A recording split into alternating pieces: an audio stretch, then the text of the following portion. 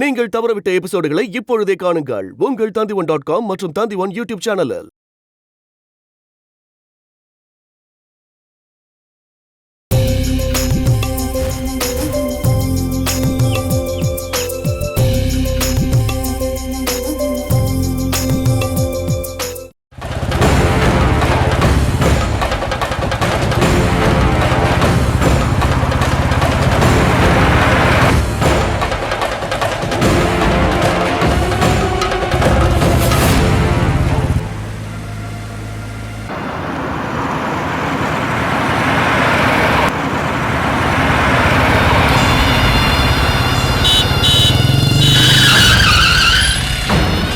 ஏண்டா கண்ணு தெரியல உனக்கு?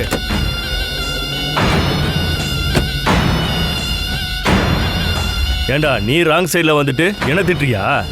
ஒழுங்கா காரை எடுறா. எடுக்கலனா என்னடா பண்ணுவ? டேய் கையறா. எடுக்கலனா ஏய் வாங்கடா.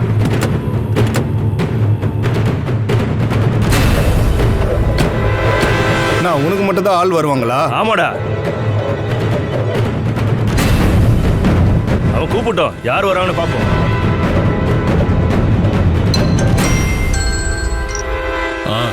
சொல்லுகிறீ சந்திரன், ஜெயகிருஷ்ணன் துளசியை கூட்டிட்டு போறத நான் பார்த்தேன். எங்கடா பார்த்த? புளியங்குளம் பக்கத்துல பார்த்தேன். நீ உடனே அவன் காரை ஃபாலோ பண்ணு. சரிண்ணே. அப்புறம் இங்க ஒரு சின்ன பிரச்சனை. என்ன யாருடா பேசுற? போன கூடா. ஹலோ டேய் கிரி. விட்றா. விட்றா போறானே. ஹலோ டேய் கிரி. டேய் விடுங்கடா. டேய் சொல்றேன்ல விடுங்கடா. வாடா. ஏய்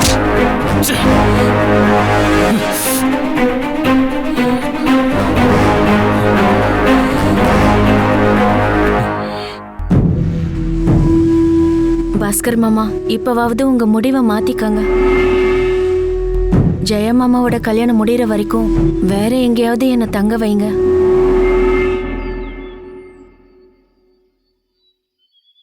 உங்க வீட்டுக்கு வர நான் ஏன் தயங்குறேன்னு உங்களுக்கே நல்லா தெரியும்ல. உங்ககிட்ட நான் எத்தனை தடவை சொல்றதுமா, நீ எங்க வீட்டுக்கு வர்றதுனாலயோ ஜெயன் கல்யாணத்துல கலந்துக்க போறதுனாலயோ எதுவுமே ஆக போறதில்லம்மா. நீ எங்க இருக்கன்னு தெரியாததுனாலதான் கல்யாணத்துக்கு உன்னை நான் கூப்பிடல. இல்லைன்னா நான் கூப்பிட்டுருப்பேம்மா.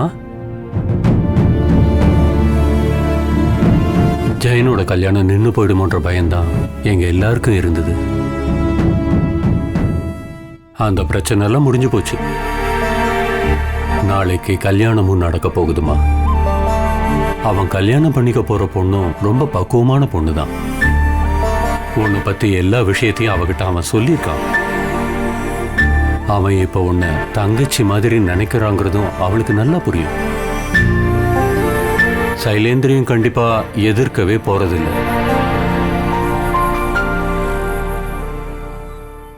நீயும் இந்த கல்யாணத்துல கலந்துக்கணும்னு தாமா நான் விருப்பப்படுறேன்.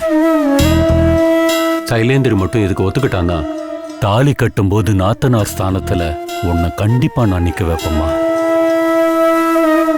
அப்புறம் எதுக்குமா உன்னை தங்க வைக்கனா வேற ஒரு இடத்த தேடி போகணும்?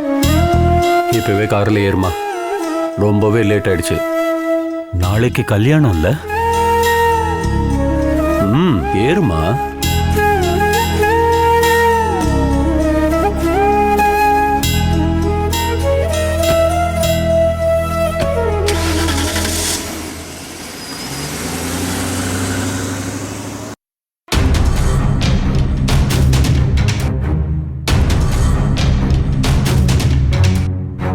மேலே 2 ரூமும் ஒரு ஹாலும் இருக்குல்ல சார்? ஆமா.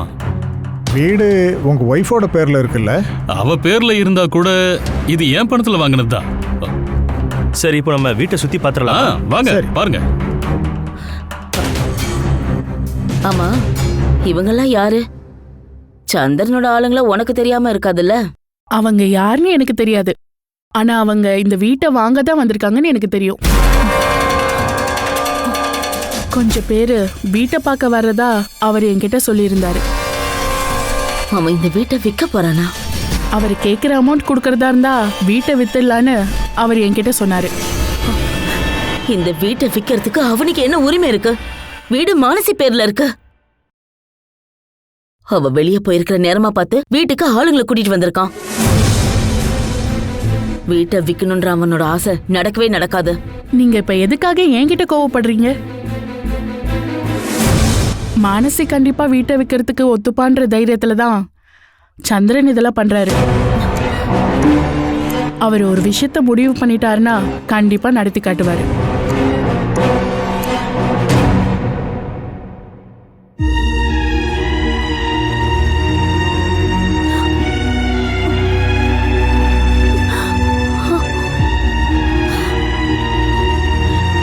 அவன் கண்டிப்பா அவளை கைவிட்டுருவான்னு நினைக்கிறேன்.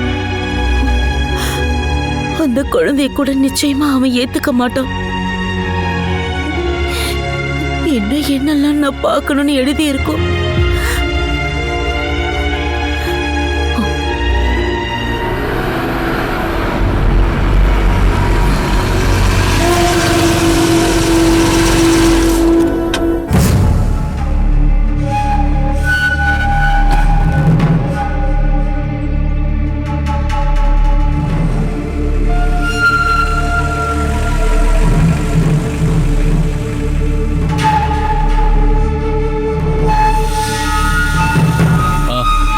இதுதான் என் ஒய்ஃப்.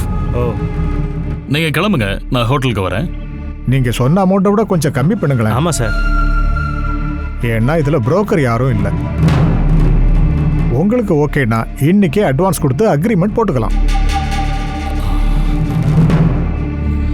நாங்க வந்து பேசுறேன், நீங்க கிளம்புங்க. சரிங்க சார். பார்க்கலாம்.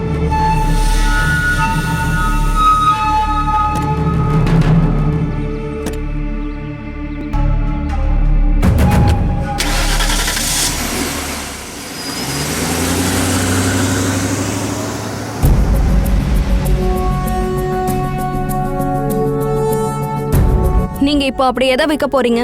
நான் பணத்தை முதலீடு பண்ணா அதுல லாபம் கிடைச்சாகணும். எந்த லாபமுமே பார்க்காம 1.5 கோடி ரூபாயை செலவு பண்ணிட்டேன்.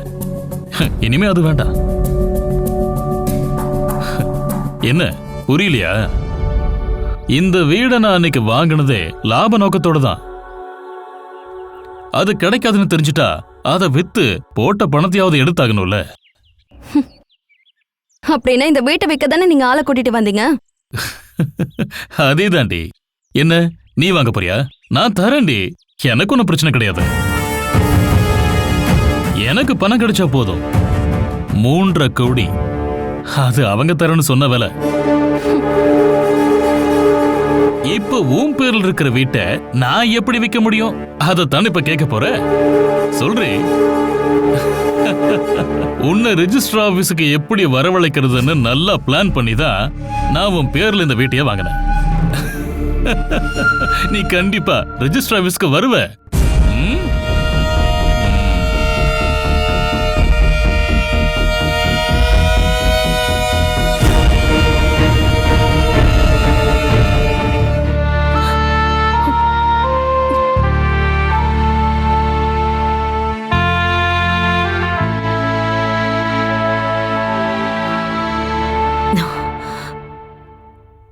உனக்கும் தெரிஞ்சுதான் அவன் இந்த வீட்டை விற்க போறான் போல இருக்கு. ஆளுங்களா வந்து வீட பார்க்க ஆரம்பிச்சிட்டாங்க. நம்மளுடைய பரம்பரை வீடை இப்ப விற்க போறாங்களாம். வீடு உன் பேர்ல இருக்குன்னு பெருமையா சொல்லிக்கிறத தவிர உன்னால வேற எதையுமே பண்ண முடியாது. நீ நினைச்சா எதிர்த்து இருக்கலாம், ஆனா இனிமே உன்னால முடியாது. அவனோட குழந்தை இப்போ உன் வயித்துல உருவாக ஆரம்பிச்சிருச்சு. அடங்கி போகிறத தவிர இப்ப உன்னால என்ன பண்ண முடியும்? எனக்கு ஒரு நம்பிக்கை இருந்துச்சு, ஒருவேளை இந்த வீட்டை விட்டு போயிட்டா லட்சுமி வீட்டுக்கு போயிடலான்னு. அப்பாவும் பொண்ணும் என்ன வற்புறுத்தி கூப்பிட்டாங்க. இப்ப எனக்கு அந்த நம்பிக்கையும் போயிடுச்சு.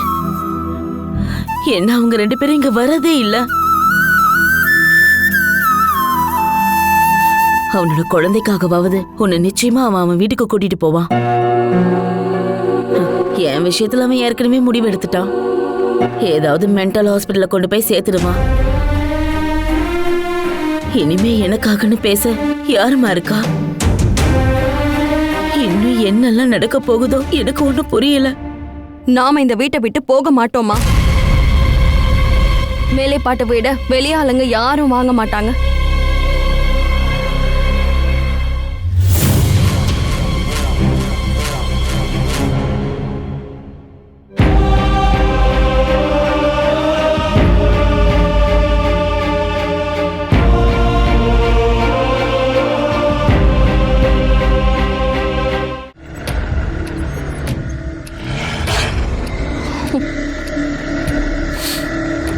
வீட்டை வாங்கலாம்னு முடிவு பண்ணிட்டியா? ரேட்டை ஃபிக்ஸ் பண்ண நான் இப்போ ஹோட்டலுக்கு போறேன். உனக்கு ஐடியா இருந்தா நீயே வாங்குறது தான் நல்லதுன்னு எனக்கு தோணுது. சரி, நான் ஒரு அமௌண்ட் சொல்றேன். 3.5 கோடி ரூபாய் அவங்க சொல்லியிருக்காங்க. நான் சொல்ல போற விலை பத்துமா பத்தாதான்னு முடிவு பண்ண வேண்டியது நீங்க தான். எனக்கு அது விலை மதிப்பு இல்லாதது. ஆனா உங்களுக்கு அது எப்படின்னு எனக்கு தெரியல. நீ முதல்ல விஷயத்த சொல்லுடி. எனக்கு லாபம் கிடைக்குமான்னு பாக்குறேன். இதுக்கு என்னோட விலை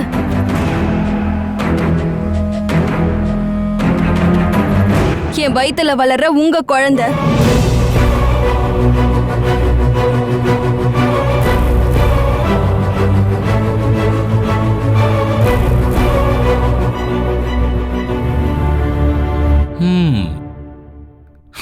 உன் கர்ப்ப கதை நல்லா இருக்கு. இது கதை இல்ல, உண்மைதான். இது என்னடி புராண கதையா? கல்யாணத்துக்கு அப்புறம் நீயும் நானும் எப்பவும் ஒன்னா இருந்ததில்ல, அது கூட ஞாபகம் இல்லாம நீ இதெல்லாம் பேசுறியா? கல்யாணத்துக்கு அப்புறம் நமக்குள்ள எந்த உறவும் இல்லங்கறத நானும் ஒத்துக்கிறேன். தோ இவதானே உங்களுக்கு எல்லாம். பொண்டாட்டியா இவதானே உங்க கூட வாழ்ந்தா. கொடைக்கானலுக்கு என்னையும் கூட்டிக்கிட்டு நீங்க போன விஷயத்த அவ்வளவு சீக்கிரமா நீங்க மறந்துட்டீங்களா?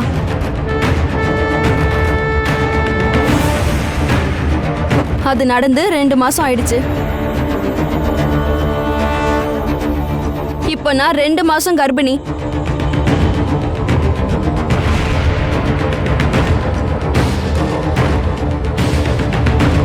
ஓ, நீ அத சொல்லி மிரட்டுறியா? நீ கர்ப்பிணிங்கிறது வெளியே தெரிய எப்படியும் ஒரு 4 மாசம் ஆகும். அது வரைக்கும் நீ பொய் சொல்லிக்கிட்டே இருக்கலாம். ஆனா அதையெல்லாம் இந்த சந்திரன் நம்ப மாட்டானே. ஏய், நீ சொல்றதெல்லாம் உண்மையான்னு எனக்கு தெரிஞ்சாகணும்டி. வாடி ஹாஸ்பிடலுக்கு. விடுங்க, நீங்க இப்ப அதுக்காக கஷ்டப்பட வேண்டாம்.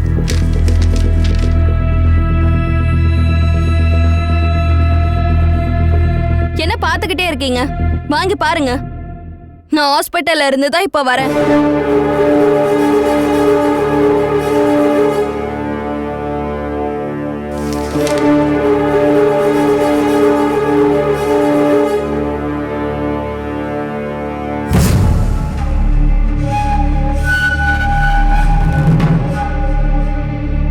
நான் திருட்டுத்தனமா இத ரெடி பண்ணிருப்பேனோன்னு நீங்க சந்தேகப்பட்டா இதோட ஸ்கேன் ரிப்போர்ட்டை நீங்க பாருங்க.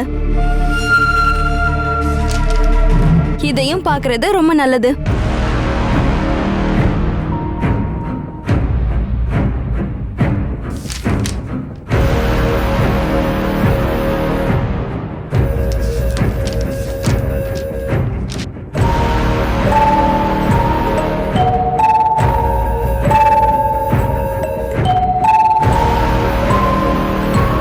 அந்த ஸ்கேன் ரிப்போர்ட்டை பார்த்து அவங்க ஒரு முக்கியமான விஷயத்த சொல்லியிருக்காங்க.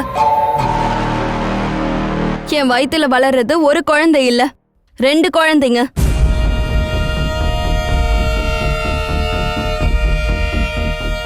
பிறக்க போறது ட்வின்ஸ்.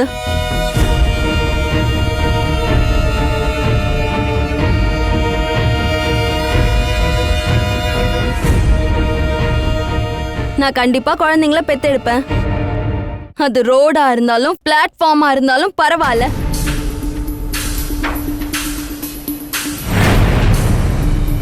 உங்க பசங்களோட தலையெழுத்து அதுதான் நினைச்சு நான் அமைதியா இருப்பேன்.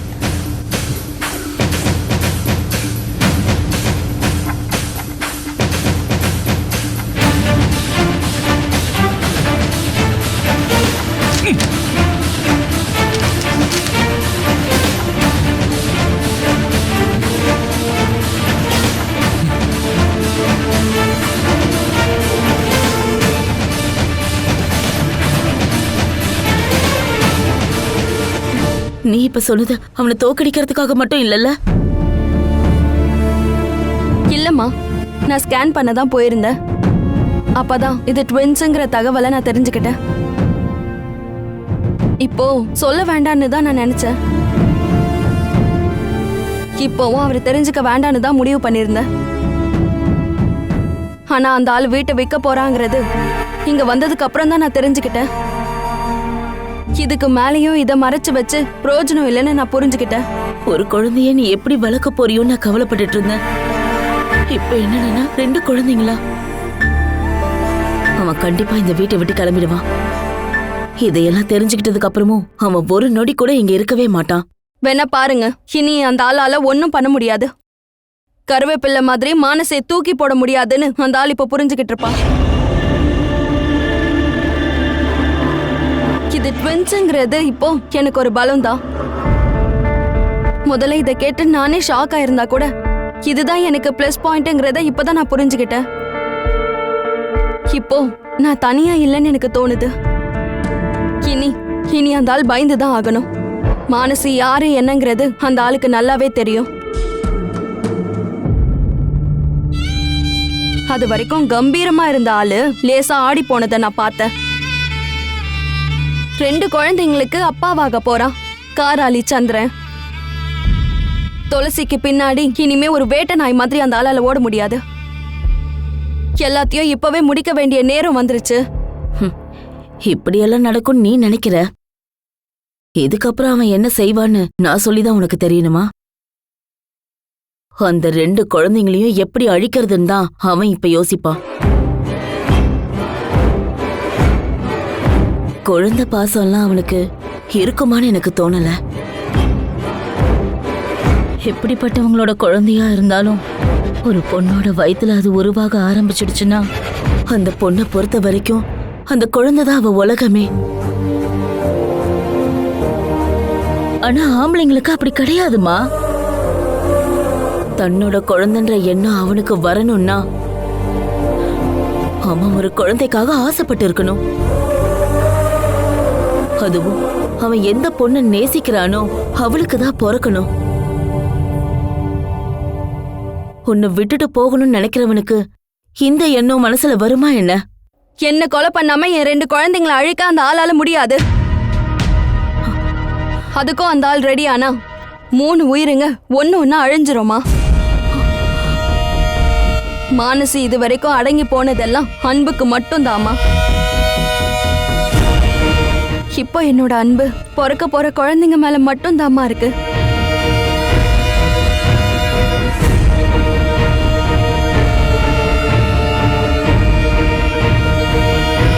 என்ன பொறுத்த வரைக்கும் அந்த ஆள் என்னைக்கோ செத்துட்டான்.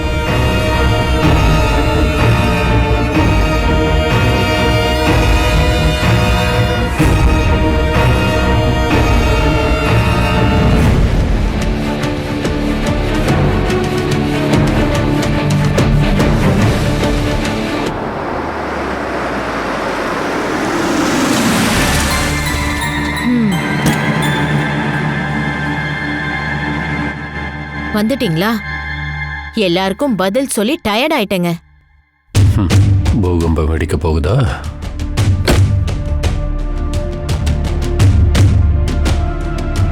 ஏங்க நீங்க வரதுக்கு இவ்ளோ லேட் ஆச்சு? நாளைக்கு இந்த வீட்ல கல்யாணங்கிறத மறந்து நீங்க பாட்டுக்கு போயிட்டீங்க.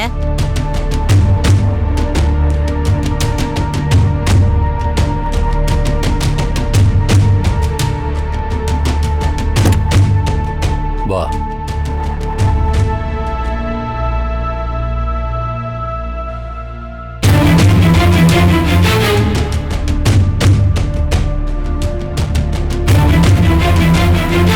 அந்த பேக் எடுத்துக்கோ.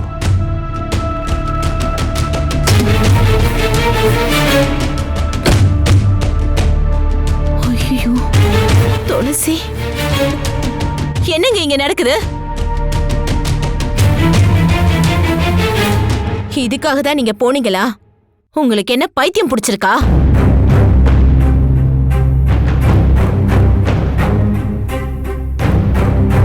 நீங்க இப்படி பண்ணுவீங்க நான் எதிர்பார்க்கல. என்ன துணிச்சல் இருந்தா நீ இந்த வீட்டுக்கு வந்திருப்ப. நான் பேசுறது உனக்கு கேட்கலையா? சைலேந்திரி, எதையும் யோசிக்காம நான் இவளை கூட்டிட்டு வந்திருப்பனா? என்ன அமைதியா இருக்க சொல்றீங்களா? அது நடக்காது. இந்த நிமிஷமே நீங்க இவளை இங்க இருந்து அனுப்பணும். போடி, போ. காருக்குள்ள போ. போங்கறல. இங்க வா சொல்றேன். ஓடி. பாஸ்கர் மாமா, நான் இங்க இருந்து கிளம்புறேன். என்ன விட்டுருங்க. நீ எங்கேயும் போக போறதில்ல. இது ஏன் வீடு, ஏன் இஷ்டப்படிதான் இங்க எல்லாம் நடக்கும்.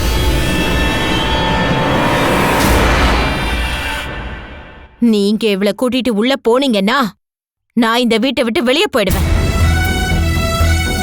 இதுக்கப்புறம் கண்டிப்பா என் பையனோட கல்யாணம் நடக்காது. நீங்க இப்படி ஒரு துரோகத்தை பண்ணுவீங்கன்னு நான் நினைக்கல. கடைசி நிமிஷம் வரைக்கும் நீங்க காத்திருந்தீங்கல்ல. இது ஒரு நாடகம்னு நான் இப்ப புரிஞ்சுக்கிட்டேன். நீங்களும் உங்க மகனும் சேர்ந்து நடத்துற நாடகம். நான் தான் முட்டாள் ஆயிட்டேன். பாஸ்கர் மாமா, என்ன தயவு செஞ்சு போக விடுங்க. எல்லாத்தையும் சொல்லிட்டு தானே நான் கூட்டிட்டு வந்தேன். உனக்கு தெரியாம இந்த வீட்டுல எந்த நாடகமும் நடக்கல. இவ அங்க போய் ஒரு சிக்கல்ல மாட்டிக்கிட்டா. இவளை காப்பாற்ற வேண்டிய சூழ்நிலைமா. இவளுக்கு நடந்த பிரச்சனையில இருந்து நான் இவளை காப்பாத்தி கூட்டிட்டு வந்திருக்கேன். திடீர்னு ஒரு இடத்தை இவளுக்கு ஏற்பாடு பண்ண முடியாததுனால தான் நான் இவளை இங்க கூட்டிட்டு வந்திருக்கேன். தேவையில்லாம சத்தம் போடாம நான் சொல்றது கேளு. கல்யாணம் முடிஞ்சதுக்கு அப்புறம் பெங்களூர்ல இருக்கிற என்னோட ஃப்ரெண்டு வீட்டுல நான் தங்க வச்சிருவேன். அவங்க கம்பெனில இவளுக்கு ஒரு வேலையும் வாங்கி கொடுத்துருவேன். அதுக்கெல்லாம் நேரம் இல்லாததுனால தான் துளசின்னா இங்க கூட்டிட்டு வந்திருக்கமா. இவளை பார்த்ததுனால ஜெயினோட மனசு மாறவோ, நாளைக்கு கல்யாணமும் நடக்காம போக போறதில்ல. யாரு கேட்டாலும் துளசி கல்யாணத்துக்கு மட்டும் வந்திருக்கான்னு சொல்லு போதும். நீ இப்ப இவளை உள்ள கூட்டிட்டு போமா.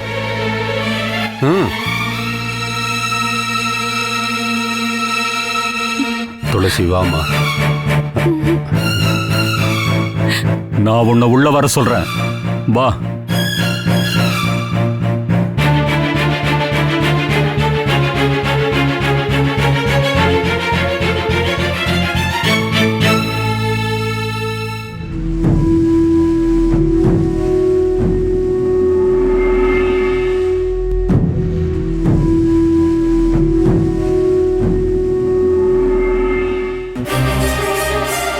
சரி, நீ எவ்வளோ உன் ரூமுக்கு கூட்டிட்டு போ. அவ ஃப்ரெஷ் ஆகட்டும். இனிமே ஒன்றும் பண்ண முடியாது. நான் சொல்றது மட்டும் கேளு. வா.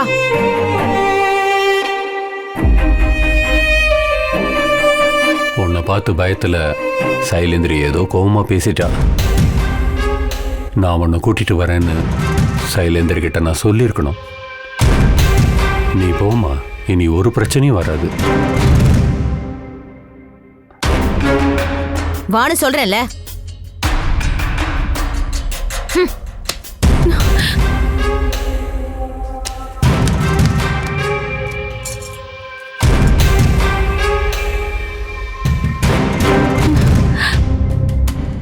மேலே ஏறி போ. ஐயோ, தள்ளாதீங்க அத்தை. சீக்கிரம் வா. வாங்குறல்ல.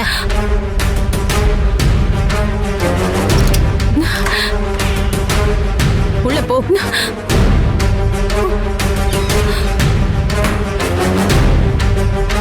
ஏய் துளசி, உன்னை எதுக்காக அவர் இங்க கூட்டிட்டு வந்தாரு?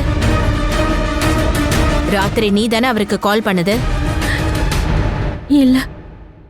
பின்ன மேம், நீ அவங்க வீட்ல தான் இருந்தியா? நீ அவங்க வீட்டுக்கு போய் என்ன பிரச்சனை பண்ண? நீ இங்க தங்கறதுக்கு முன்னாடி எனக்கு காரணம் தெரியணும். ஏய் சொல்லுடி, நீ யாரையாவது கொன்னுட்டியா? இல்லனா இப்படி காலையிலேயே எந்திரிச்சு போய் இந்த நல்ல நாள்ல இங்க உன்னை கூட்டிட்டு வரதுக்கு அவர் கிளம்பிருக்க மாட்டாரு. நீ அங்க போய் ஏதோ ஒரு பெரிய தப்பு பண்ணிருக்க. ஏய், என் பொறுமையை சோதிக்காம சொல்றியா? ஏய் சொல்லுங்கறல. சொல்றேன்.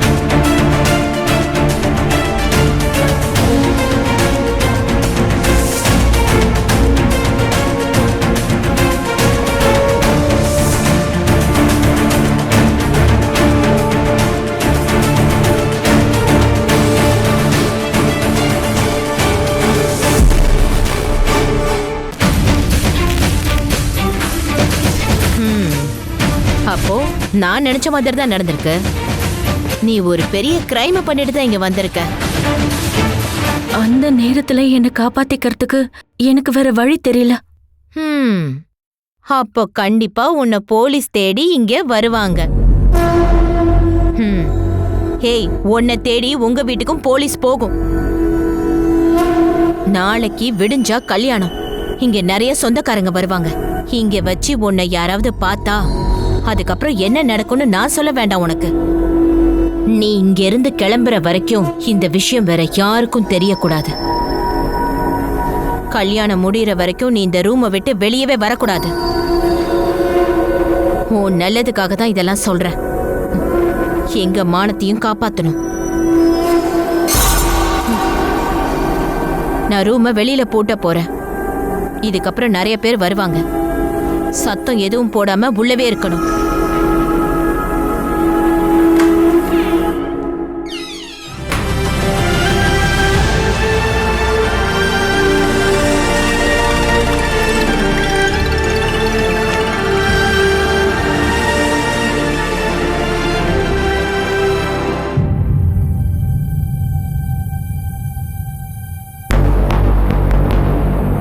என்னங்க, நீங்க இப்படி ஒரு முட்டாள்தனத்தை பண்ணுவீங்க நான் கனவுல கூட நினைக்கலங்க. விடிஞ்சா அவனுக்கு கல்யாணம். அவன் காதலிச்ச பொண்ணையே நீங்க இங்க கூட்டிட்டு வந்து வச்சிருக்கீங்க. ஐயோ கடவுளே, இதெல்லாம் உண்மையாவே நடக்குதா இல்ல இதெல்லாம் என்னோட கெட்ட கனவா? எப்படியோ அவ வந்துட்டாமா. இனி அவளை அனுப்ப முடியாது.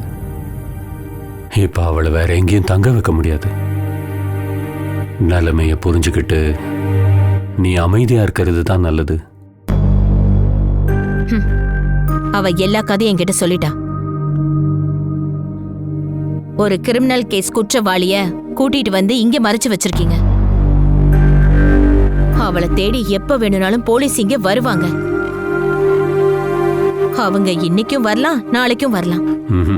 அப்படியெல்லாம் எதுவும் நடக்காது. மேடம் கூப்பிட்டு தான் நாங்க போனேன். இவளை பத்தி எந்த தகவலும் அவங்க வெளில சொல்ல மாட்டாங்க.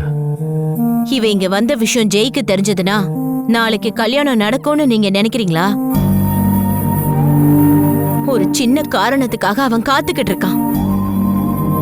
அவ காணாம போயிட்டான்னு தெரிஞ்சதுல இருந்து நான் அவனை கவனிச்சுட்டு தான் இருக்கேன். வேலைக்கு சாப்பிடுறது இல்ல, ஒழுங்கா தூங்குறானான்னு தெரியல. நீங்க என்னடானா அவளை இங்க கூட்டிட்டு வந்திருக்கீங்க.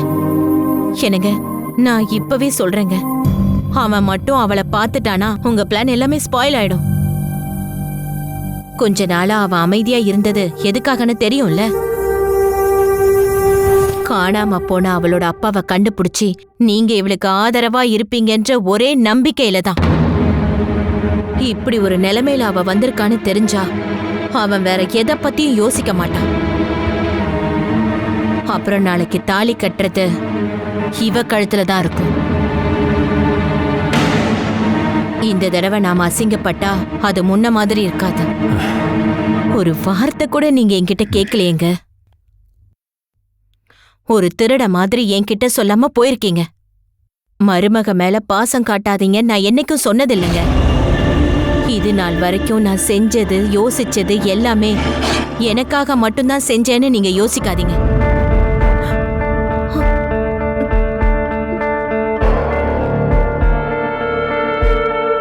இன்னைக்கு நீங்க உங்க மருமக மேல அன்பு காட்டுறீங்க. மகனோட எதிர்காலத்தை விட அவ முக்கியம்னு நினைக்கிறீங்க. நானும் இப்படி பண்ணிருக்கலாம். என் அண்ணன் பொண்ணு ஷாலினிக்கு ஜெய் மேல விருப்பம் இருந்தோம் அதை என்னைக்கும் நான் ஆதரிச்சதில்ல. இவனுக்கு அவ செட் ஆக மாட்டான்னு எனக்கு நல்லாவே தெரியும். நான் அன்னைக்கு யோசிச்சது என் மகனோட எதிர்காலத்தை மட்டும்தான். இப்ப அவளை அனுப்பவும் முடியாது, வச்சுக்கவும் முடியாதுங்கிற நிலைமை. அவகிட்ட நீ ரூம்லயே இருன்னு நான் சொல்லிருக்கேன். அவ இங்க இருக்க விஷயம் யாருக்குமே தெரியக்கூடாது.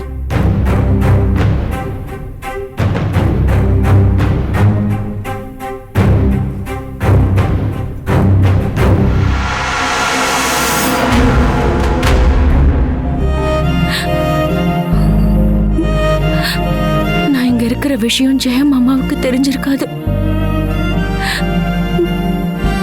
ஜெயம் அம்மாவை நினைச்சு பயந்துதான் என்னை பார்த்த ரூம்குள்ள வச்சு பூட்டியிருக்காங்க.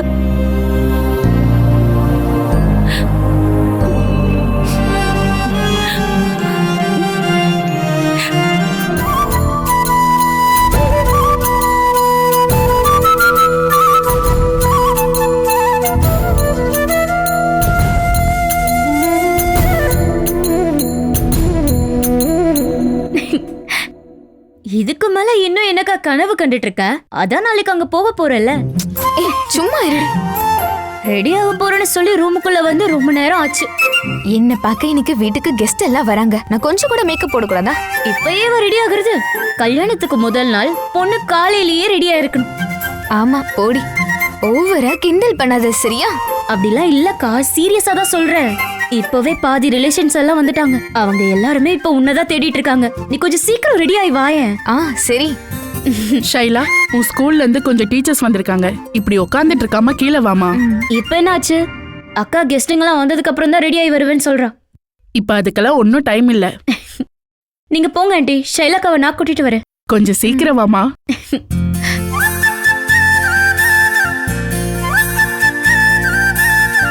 ஷைலக்கா, கொஞ்சம் ஜுவல்ஸ் எல்லாம் எடுத்து போடுக்கா. இதெல்லாம் இப்பதானே போட முடியும். நீ முதல்ல போய் அவங்களுக்கு டீ எடுத்து கொடு. நான் உடனே வரேன். இதுக்கு மேலயும் நீ கனவு கண்டுட்டு இங்கே உட்காந்துட்டு இருந்தா நான் டீச்சர்ஸ் இங்கே கூட்டு வந்துடுறேன் சொல்லிட்டு. சரி போடி.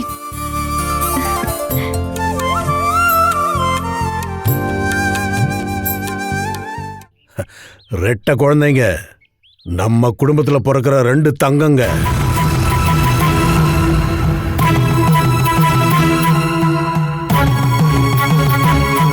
ஏய் சந்திரா, நீ சொல்றது உண்மையா? என்னால இத நம்பவே முடியலடா. நீ என்னதான்டா சொல்ற? அவளுக்கு இது முன்னாடியே தெரியுமா? ஆனா என்கிட்ட இதை சொல்லாம மறைச்சு வச்சிருக்கா. இன்னைக்கு போய் ஸ்கேன் பண்ணதுக்கு அப்புறம் தான் ரெட்டை குழந்தைங்கன்னு தெரிஞ்சிருக்கு. இப்ப எத்தனை மாசம் ஆகுது? 2 மாசம் இருக்கும். இது ரொம்ப சந்தோஷமான விஷயம்டா.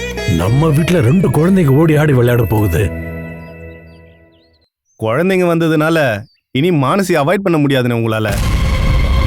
நீ என்னடா பைத்தியக்கார மாதிரி பேசிட்டு இருக்கிற?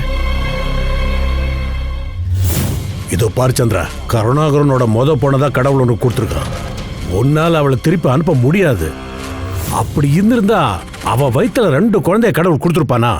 டேய், ஒண்ணு இல்லடா, 2 குழந்தைகளை கொடுத்துருக்காண்டா. இதுதான்டா தெய்வத்தோட முடிவு. டேய், நீ என்ன மதிக்கிறதா இருந்தா என் வார்த்தையை நீ மீறக்கூடாது. இது வரைக்கும் நீ ஆசைப்பட்டது எதுக்குமே நான் குறுக்க நின்னதே கிடையாது. டேய், நான் இப்ப ரொம்ப ஆசைப்பட்டுட்டேன்டா. என் மருமகளை கூட்டிட்டு வாடா.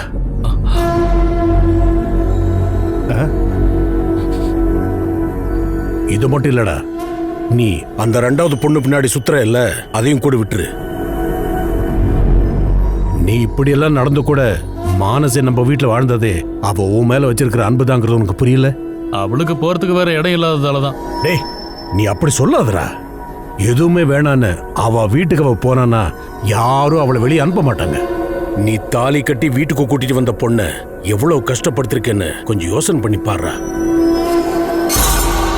நான் வேற வழி இல்லாம எல்லாத்தையும் பொறுத்துக்கிட்டு அமைதியா தாண்டா இருந்தேன். இதுக்கப்புறமாவது நீ அடம் பிடிக்கிறது கொஞ்சம் நிறுத்துப்பா. இதுக்கு மேலேயும் நீ இந்த மாதிரி பண்ண தோத்துருவடா. கடிவாளம் இல்லாத உன்னோட வாழ்க்கைக்கு ஒரு பிடிமானம் வந்திருக்குடா.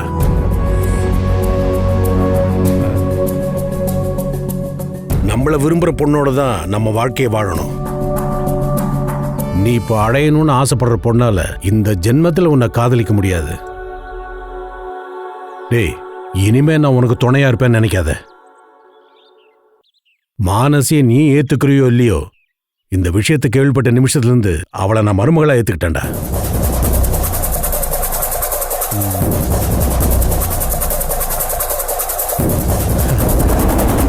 என்ன தாத்தான்னு கூப்பிடுறதுக்கு 2 குழந்தைகளை அவ பெத்தெடுக்க போறாளா? டேய், அவளை நான் மனசார மருமகளா ஏத்துக்கிட்டேன். இது பார், கருணாகரன் குடும்பத்தை வஞ்சிக்க இனியும் உனக்கு துணையா இருக்க மாட்டேன்.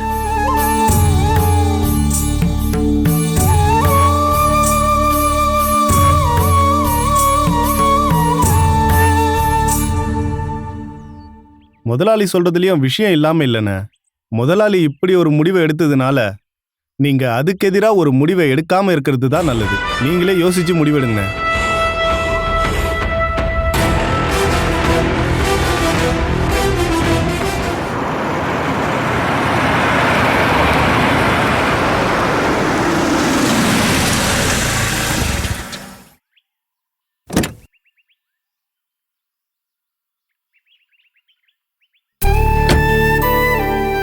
மானசே, அம்மா மானசே.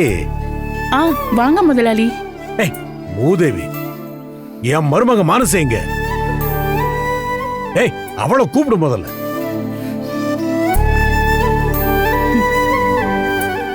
மானசே.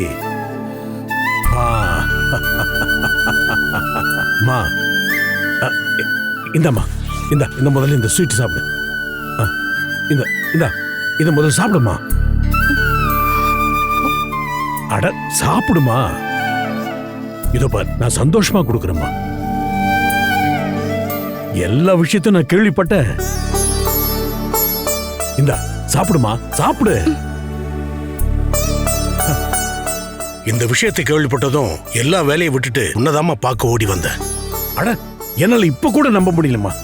ஆஹா, 2 குழந்தைங்க. நீ வேணா பாருமா, 2மே ஆம்பளை குழந்தையாதான் பிறக்கும். பிரசவத்துக்கு முன்னாடியே அதை எப்படி மாமா சொல்ல முடியும்? அது அப்படிதாம்மா இருக்கும். இதுக்கு முன்னாடியே கிளிஜோசியக்காரி சொல்லியிருக்காமா, நான் 2 ஆம்பளை குழந்தைக்கு தாத்தா ஆவேனா. அன்னைக்கு நான் அவளை விரட்டி விட்டேன்.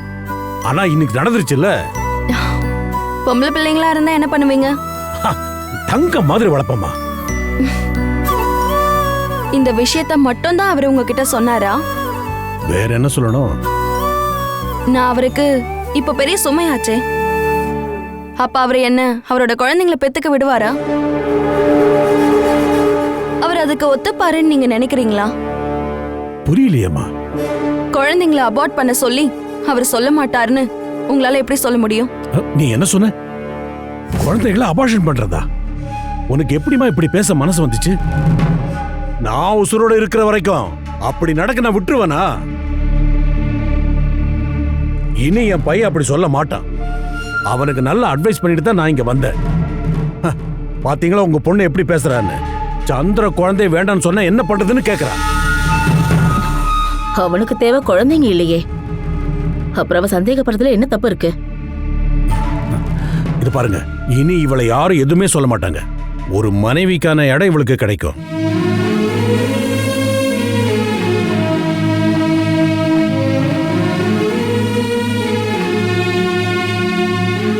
இது பாருமா, இனி அவ எந்த தப்பும் பண்ண மாட்டாமா. அதுக்கு நான் கேரண்டி. இது பாருமா, உன்னை மருமகளை நான் மனசார ஏத்துக்கிட்டேன். அது அவங்கிட்டயும் நான் சொல்லிட்டேன். பழைய கதை எல்லாத்தையும் நீங்க மறந்துருங்க. என்னால எப்படி அதெல்லாம் மறக்க முடியும்? இவ வேணும்னா மறக்கலாம், ஆனா என்னால முடியாத.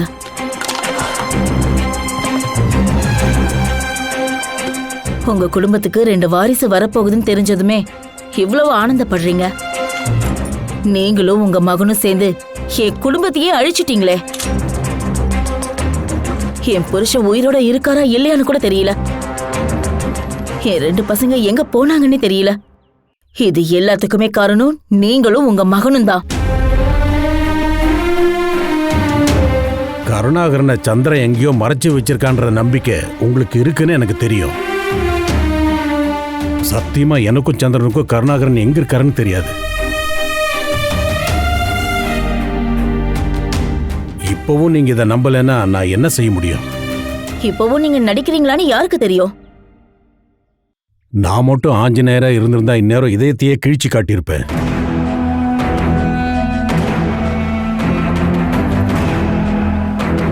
என் பையனோட வாரிசுங்க இவ வயித்துல வளருது. நான் எதுக்கு நடிக்கணும்?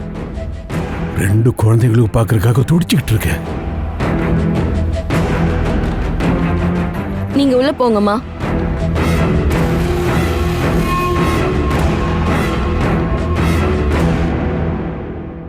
ஒருவேளை குழந்தைங்க வேண்டான்னு அவர் சொன்னா நீங்க என்ன பண்ணுவீங்க? அட, அவ சொல்ல மாட்டாமா? சொன்னால் நான் அதுக்கு ஒத்துக்க மாட்டேன். அப்படி ஒரு நிலைமை வந்தா நீங்க எனக்கு உறுதுணையா இருப்பீங்களா? இதுல உனக்கு என்னமா சந்தேகம்? அப்படின்னா உங்க மகன் கூட மோதவும் ரெடியா இருக்கீங்க. நான் இப்ப எல்லாத்தையோடவும் பெருசா நினைக்கிறது என் பேர குழந்தைகளை மட்டும்தான். அவங்க தான் என் குடும்பத்தோட வாரிசுங்க.